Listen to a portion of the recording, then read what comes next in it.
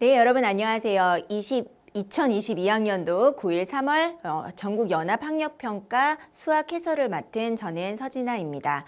자, 여러분들 오늘 시험 어떤 마음으로 보셨나요? 사실 고등학교에 들어와서는 이제 공식적으로는 모두가 앉아서 이제 처음 보는 시험이었을 거예요. 일단은 여러분들 이 100분이라는 시간이 굉장히 지겨웠나요? 아니면 촉박했나요? 네. 뭐 여러 가지의 이유들로 오늘의 시험이 굉장히 힘들었을 것 같습니다. 자, 그동안 여러분들이 중학교 때 했었던 시간 관리랑은 좀 다르다라는 생각이 들죠. 이 문제가 30문항이죠. 그죠? 자, 30문항의 배치의 난이도라든지 연습을 안 한 학생들이라면 이거에 대한 게 좀 어색할 수도 있고 또 중간에 객관식이 끝나고서는 주관식으로 들어가는 순간부터 갑자기 또 난이도가 쉬워지기도 하는데 그걸 놓친 친구들은 앞에 걸 헤매이다가 뒤에 가서 시간이 부족한 학생들도 있었을 겁니다. 자, 어쨌든 간에 오늘 시험을 토대로 여러분들이 얼만큼 준비되어 있는지를 한 번 더 돌아볼 수 있는 시간이었으면 좋겠습니다. 물론 성적이 잘 나온 학생들은 내가 중학교 거를 그래도 열심히 정리했구나. 또 성적이 부족한 학생들도 나 이런 부분은 좀 까먹었네. 요거 고등학교 가기 전에 중간고사 치기 전에 우리 요 정도까지는 정리하고 지나가야지 라는 생각으로 우리 풀이 같이 한번 해봤으면 좋겠습니다. 자, 그러면 선생님이 이제 전체적인 총평을 한번 해보도록 하겠어요. 자, 우리 오늘 학력평가. 자, 여러분들마다 좀 다를 수 있을 것 같은데 지금은 시험을 본 바로 당일 저녁이거든요. 그렇기 때문에 여러분들의 오답률이 얼마큼 높을지는 몰라서 선생님이 순위를 매기진 않았습니다. 하지만 대략적으로 21번, 27, 28, 29, 30번이 여러분들의 주 오답률 높은 문제가 될 것 같습니다. 실제로 이 뒤에 있는 문항들은요. 앞에보다 어렵지 않은 문항들도 있는데요. 근데 여러분들이 시간 관리를 하다가 보니까 뒤에를 포기해버리는, 그래서 오답률이 높아졌고 또 객관식은 우리 찍을 수도 있단 말이지. 그런데 주관식은 찍을 수가 없다 보니까 오답률이 좀 높아진 경향도 있습니다. 자, 그 다음 여러분들의 그 중학교 때 영역을 쌤이 5개로 한번 나누어 봤어요. 뭐 중1, 중2 막 이렇게 쓰기는 그래서 자, 많이들 나누는 5가지 분류인데요. 자, 분류 한번 볼까? 수와 연산, 문자와식, 함수, 기하, 확률과 통계 이렇게 이루어져 있고요. 자, 거기에 해당하는 문제들, 물론 얘네들이 연합해서 나오는 문제들도 있지만 그래도 조금 더 비중이 높았다. 이 문제를 푸는 실마리에는 얘가 더 많이 쓰였다. 이런 기준으로 쌤이 나눠 보았어요. 그래서 4문항, 그 다음 7문항, 5문항, 10문항, 4문항. 자, 여러분들 오늘 시험에서 느꼈겠지만 도형을 좀 약하다 생각했던 친구들은 좀 어렵다 생각이 들었을 거예요. 뭐 이렇게 그림이 많이 나오지? 그걸 가지고 어떻게 풀어야 되지?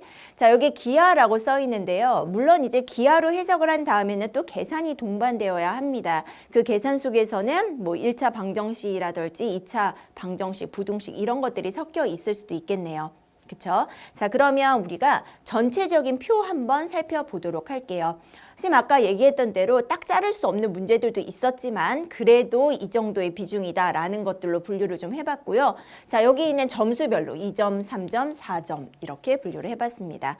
지금 여러분들이 고1이 처음이잖아. 그러면 모의고사가 이렇게 수학이 2점, 3점, 4점으로 이루어져 있는지도 모르는 친구들이 아주 많습니다. 전체가 100점이고요. 이 점이 거의 3문제 정도를 비중을 차지하고 있어요. 매번 시험의 앞장의 3문제 정도는 이 점이다 라고 생각해 주시면 되겠습니다.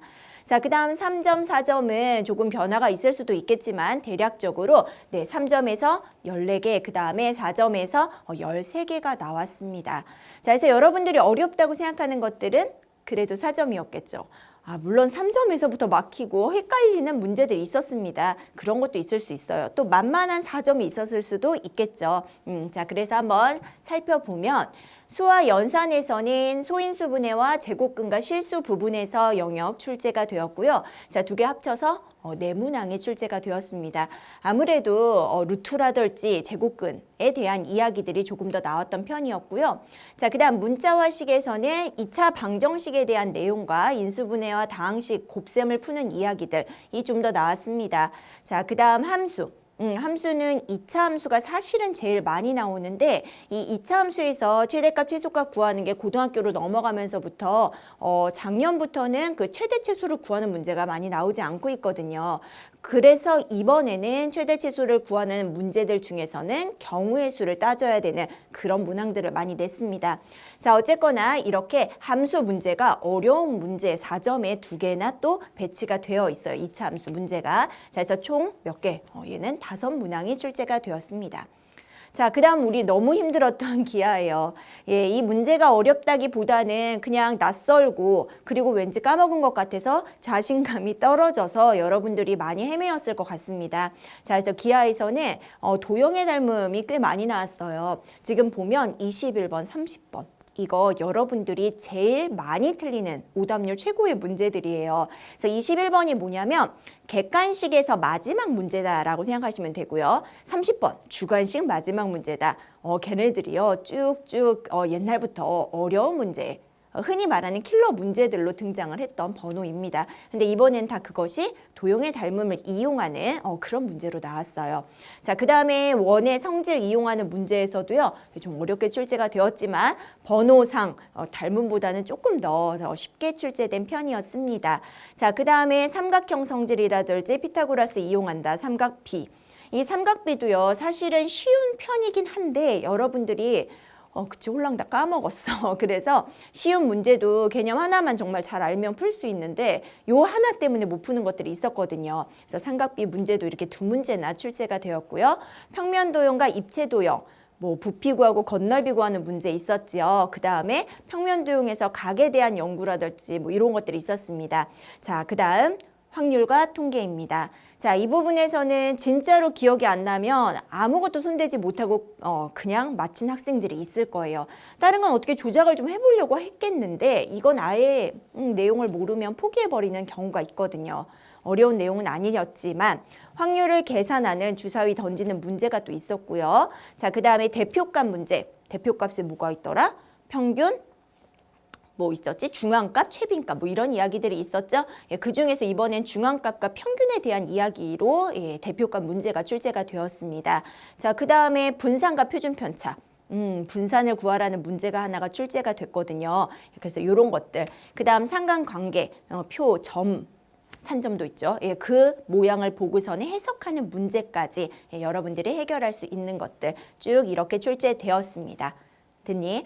자, 여러분들 이제 이런 시험 결과를 가지고서요 점수에 너무 실망하지 마세요. 지금 우리가 이런 걸 분석을 했잖아. 그러니까 내가 이게 부족하구나. 그러니까 결과를 가지고 여러분들이 이용을 할 수 있어야 되니까 성적에 대한 결과 말고 그 결과에 따라서 우리가 앞으로 해야 될 일들에 대해서 우리가 조금 더 생각해 보기로 해요. 아셨죠? 자, 그러면 우리는 좋은 마음으로 우리 이 문제 어떻게 풀었었지? 하면서 1번부터 살펴보도록 하겠습니다.